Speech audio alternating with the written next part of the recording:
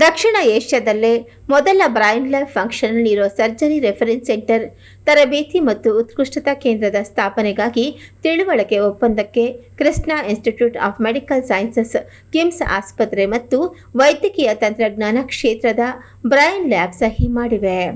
ನಿಖರವಾದ ಮೆದುಳು surgery, clinical excellence, surgeon ತರಬೇತಿ ಮತ್ತು ಮುಂದಿನ ಪೀಳಿಗೆಯ ನ್ಯೂರೋ ಸರ್ಜಿಕಲ್ ಆರೈಕೆಯ ನಿಟ್ಟಿನಲ್ಲಿ ಇದು ವಿಶಿಷ್ಟವಾದ ಒಪ್ಪಂದವಾಗಿದೆ. ಸಹಯೋಗದಿಂದಾಗಿ ರೋಬೋಟಿಕ್ ನೆರವಿನ ಇಂಟ್ರಾ ಆಪರೇಟಿವ್ ಇಮೇಜಿಂಗ್, ಅತ್ಯಾಧುನಿಕ ಸರ್ಜಿಕಲ್ ನೇವಿಗೇಷನ್ ಮತ್ತು ಮಿಕ್ಸ್ಡ್ ರಿಯಾಲಿಟಿ ವಿಜುವಲೈಸೇಷನ್ ತಂತ್ರಜ್ಞಾನಗಳು ಒಂದೇ ಸೂರಿನಡಿ ದೊರೆಯಲಿದ್ದು, ನಿಖರವಾದ ಶಸ್ತ್ರಚಿಕಿತ್ಸೆ, ಅದರ ಸುತ್ತಲಿನ ಪ್ರಕ್ರಿಯೆಯು ಸುಧಾರಿಸಲಿದೆ. ಫಂಕ್ಷನಲ್ ನ್ಯೂರೋ ಸರ್ಜರಿಯಲ್ಲಿ ಅತ್ಯಾಧುನಿಕ ಸರ್ಜನ್ ಶಿಕ್ಷಣಕ್ಕೂ ಕಾರಣವಾಗಲಿದೆ. ನಮ್ಮ ಹೆಸರು ಡಾಕ್ಟರ್ ಚಿನ್ನದುರೈ. ನಾನು ರೀಜನಲ್ ಮೆಡಿಕಲ್ ಡೈರೆಕ್ಟರ್ ಇದ್ದೀನಿ, KIMS hospital Bangalore, Krishna institute medical science Bangalore. ನಮ್ಮದು 2 ಹಾಸ್ಪಿಟಲ್ ಇದೆ ಬ್ಯಾಂಗ್ಳೂರಲ್ಲಿ. ಆಲ್ಮೋಸ್ಟ್ 900 ಬೆಡ್ಸ್ ಓಪನ್ ಮಾಡಿದೆ. ಈಗ ನಾವು 2 ಹಾಸ್ಪಿಟಲ್ಲಿ ನಮ್ಮ 2 ಆಪ್ರೇಷನ್ ಥಿಯೇಟ್ರಿಗೂ ಆಲ್ಮೋಸ್ಟ್ 60 crore rupees ಇನ್ವೆಸ್ಟ್ಮೆಂಟ್ ಮಾಡಿದೆ. ಅದು one of the equipments, costly equipments is brain lab ಬಂದಿದೆ. ಸೊ ಅವ್ರ ಲೇಟೆಸ್ಟ್ ಟೆಕ್ನಾಲಜಿ ಇಂಟ್ರೊಡ್ಯೂಸ್ ಮಾಡಿದ್ದಾರೆ. ಸೊ ಅದೇ ಟೆಕ್ನಾಲಜಿ ವಿತ್ ನಮ್ಮದು doctors team, neuro sciences team ತುಂಬ ಅಡ್ವಾನ್ಸ್ ಟೀಮ್ ಇದ್ದಾರೆ. ಅವರು almost more than 30 years experience ಬಂದಿದ್ದಾರೆ. ಆಲ್ರೆಡಿ ನಾವು ಮೋಸ್ಟ್ ಕಾಂಪ್ಲೆಕ್ಸು ಸರ್ಜರೀಸ್ ಮಾಡ್ತಾ ಇದ್ದೀವಿ. ಚಿಕ್ಕ ಮಕ್ಕಳು ಕೂಡ ನಾವು ಬ್ರೈನ್ ಸರ್ಜರಿ ಬೇಸಿಕ್ಲಿ ಫಿಟ್ಸ್ ಬರೋವರೆಗೂ ಮಾಡಿ ಅವ್ರಿಗೆ ಔಟ್ಕಮ್ ಚೆನ್ನಾಗಿ ಬಂದಿದೆ. ಪೇರೆಂಟ್ಸ್ ತುಂಬ ಹ್ಯಾಪಿ ಇದ್ದಾರೆ. So same time Parkinson disease ಕೂಡ ನಾವು ರೆಗ್ಯುಲರ್ ಈಗ ಆಪ್ರೇಷನ್ ಮಾಡ್ತಾ ಇದ್ದಾರೆ. ರಘುರಾಮ್ ಟೀಮ್ ಮಾಡ್ತಾ ಇದ್ದಾರೆ.